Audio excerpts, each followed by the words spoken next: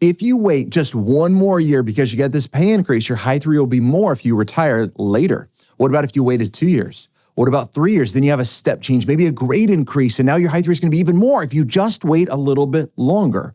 So when do you retire? If the longer you wait, the more money you're going to have. How do you make this decision?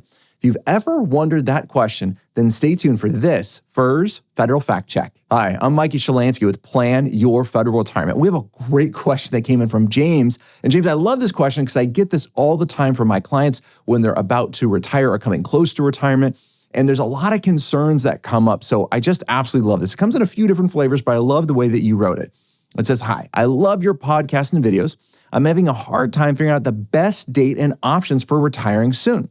I'm trying to determine the best time and we should leave federal service. He's with the USPS. He has retired military time, but he never bought it back. He currently has 28 years and 3 months of service with the Postal Service. He'll be 60 years young, but should he wait because there's a pay increase of 4.7%? Should I wait until I'm 62, so in a couple of years, in order to retire so my high three will be more? And then at that time as well, you'll be 62 with 20 years of service. So instead of getting a 1% calculation, as you point out in your question, you get a 1.1% calculation. So the question comes, when do you retire?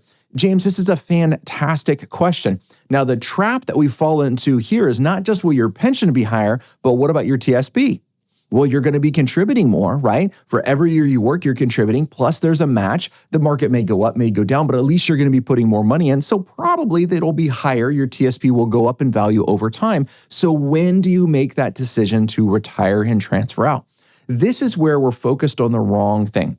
When clients are focused on more, if I got more in retirement, I got more income, my pension was more, my TSP was more, and it was that more, we're focused on the wrong thing. Now, I know that can be easy to fall in the trap of, right? Because the entire time we're working, what are we focused on? More TSP growth, more cash flow, more income that we want to have. But now as we come into retirement, we need to look at it slightly different.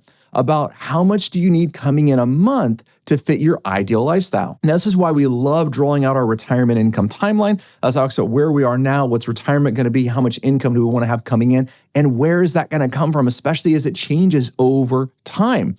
And James, that's what you have to do. How much a month in net spendable income do you want for your ideal lifestyle coming in?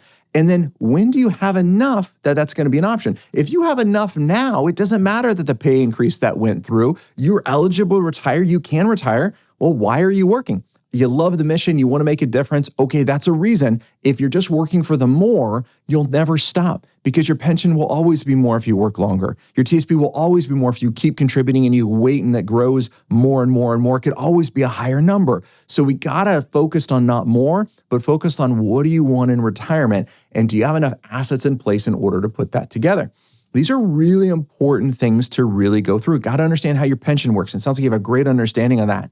Understand how your cash flow works and how it's going to work in retirement. That is absolutely the most important thing that you could be focusing on right now, getting ready for retirement, your cash flow and how much you need, and will your income be enough to support that? So I hope that answers your question. If you have more questions like this, feel free to leave them in the comments. We love seeing those and getting back to you. Feel free to submit them to us and visit our website at planyourfederalretirement.com. Till next time, happy planning.